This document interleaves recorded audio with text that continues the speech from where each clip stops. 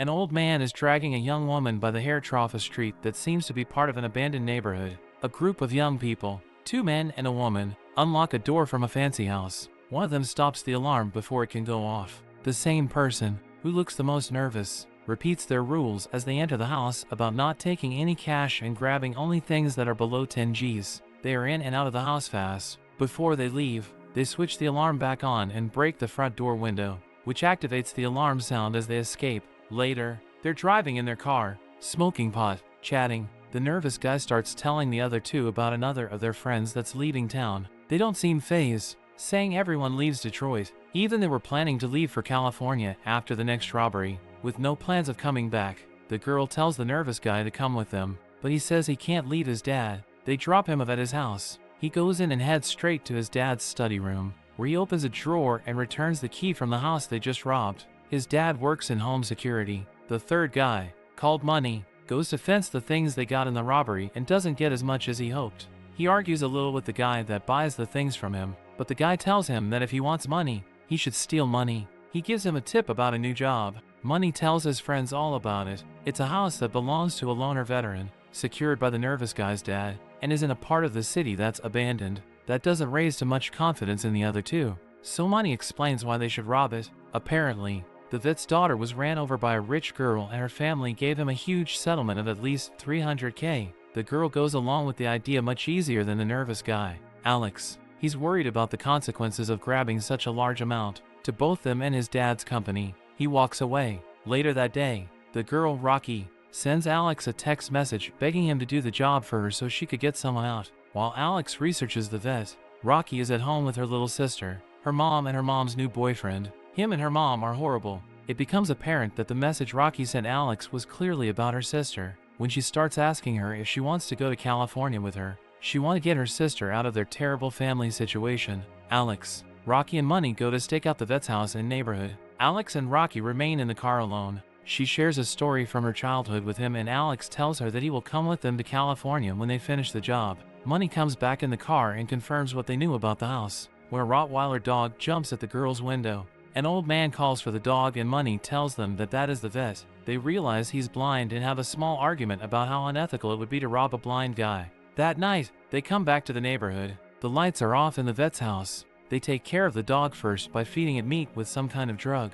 When they go to open the front door, they realize that the keys Alex had taken from his dad's security company don't work. They check for a side door or a window, but find only a small window which only Rocky can go trough. She enters the house and manages to stop the alarm with a remote that Alex gives her. She sees framed pictures of the vet's dead daughter on the mantle. Meanwhile, Alex and Money are waiting for her to let them in. Once inside the house, they start going trough it, looking for the safe with the money. Rocky looks trough the closet. Money goes on the next floor to chloroform the old vet, so he doesn't wake up. He finds him sleeping in his room with the sounds of a video of his daughter playing when she was a child. The vet wakes up and turns off the TV, but Money manages to set off the gas. He comes down and the three of them find a bolted door, thinking the money must be stashed somewhere behind it. Money takes out a gun and thinking that the vet is sleeping, blasts the bolt from the door. Alex, frightened about how having a gun there changes things, decides to leave. He takes his shoes from the stack and goes. Money and Rocky open the door, but the vet appears out of nowhere,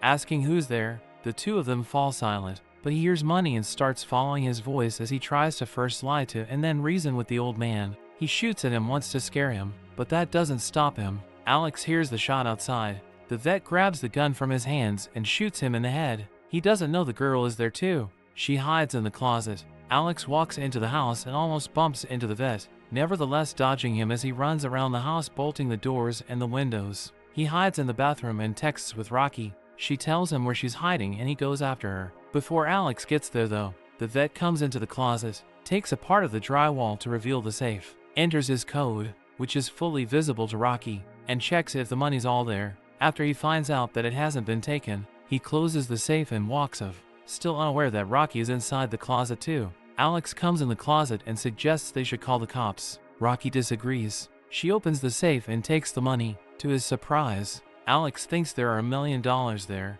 They decide to leave trough the door that was bolted, thinking it would lead them trough the basement and to a hatch that leads to the yard. Before they could go trough the door, the vet appears from inside and begins dragging Money's body to a different part of the house. After a little scare, he continues doing what he was doing, which gives them ample space to run off the door. At this point he still doesn't know that they're there, until moments later when he finds their shoes. He goes to check on the safe and realizes the money is gone. Meanwhile, Alex and Rocky are going off the basement. They are shocked to find a girl roped up with army cords. The moment she moves, a ring attached to her notifies the vet that there is something going on in the basement. While there, Alex and Rocky find out that the girl is the same one that ran over his daughter. Rocky decides to help her, no matter what she had done. They try to go off the basement hatch, but the vet is waiting for them in front of it and starts shooting. He kills the girl that killed his daughter. As Alex and Rocky are running, the vet is calling to his baby, saying that his baby is dead, while holding the body of the dead girl. He then chases after them in the huge basement,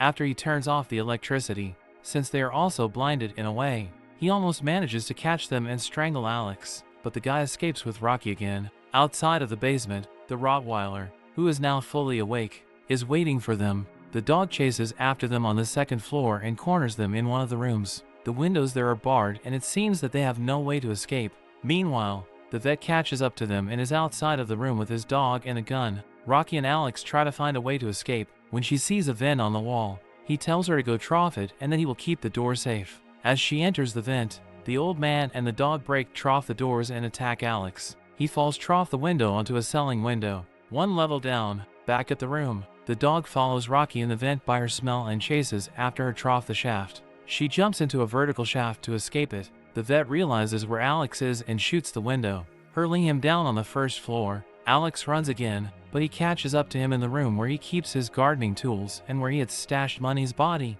He beats Alex unconscious and stabs him with giant gardening scissors. Rocky wakes up in the shaft, hurt and in pain. She starts crawling off the vents again when she spots two openings, one going down in the house and the other outside the house. As she tries to break off the bars at the opening leading outside of the house, the vet grabs her from the other one. Rocky wakes up in the basement. She's tied up the same way as the other girl was. The vet is there and she begs him to let her go, saying she won't tell anyone about the girl. He explains, however, that holding the girl in the basement wasn't about torture or punishment for what she had done to his daughter. It was his crazy idea that, since she took his child from him, it would only be fair she should give him a child in return. He'd been holding her there because she was pregnant with his baby. With his insane logic, he comes to the conclusion that Rocky is to blame for her death and she should be held accountable. In the meantime, Alex wakes up. The vet hadn't stabbed him, but Money's body. He tricks the dog into the room and locks it in. Then, he unlocks the front door. Back in the basement, the vet is heating something up. He tells Rocky that she would now have to bear his child in the girl's stead, but since he's not a rapist, he wouldn't force himself on her, just his sperm. It's revealed that he was heating up his sperm, so he could inject it in her. Fortunately, Alex bursts into the basement at the right moment and the vet is unable to do what he wanted to do to Rocky. Alex chains the vet up and releases Rocky, who kicks the heck out of the old man. Among other things, Alex tells Rocky that calling the police now is out of the question, that they should just leave the vet chained up in the basement. The two of them take the money and leave the basement, going to the front door. The moment Alex opens the door he gets shot by the vet, who succeeded in breaking free. It's already daylight outside. As Rocky starts to run, the vet sends his Rottweiler after her. After a long chase, she finally gets to Money's car, but when the dog catches up to her she drops the bag with the money outside. Moreover, once in the car she realizes that she doesn't have the key. Rocky traps the dog inside the car in a clever way, but as soon as she is out and grabs the bag, the vet grabs her again and starts pulling her toward his house by her hair. When they get there, Rocky finds the remote for the alarm and activates it. The sound completely disorients the vet and she manages to push him down in the basement. Thinking that he's dead, she grabs the money and runs. As the police is pulling over to the house, Rocky is sitting with her little sister in the bar of an airport. She hears the news on the bar TV, with the news anchor talking about what had happened. The vet had survived the fall. However, he didn't mention the fact that she was involved in the robbery as well, or that the money was missing. Rocky is free to live her best life with her sister in California. Mandy,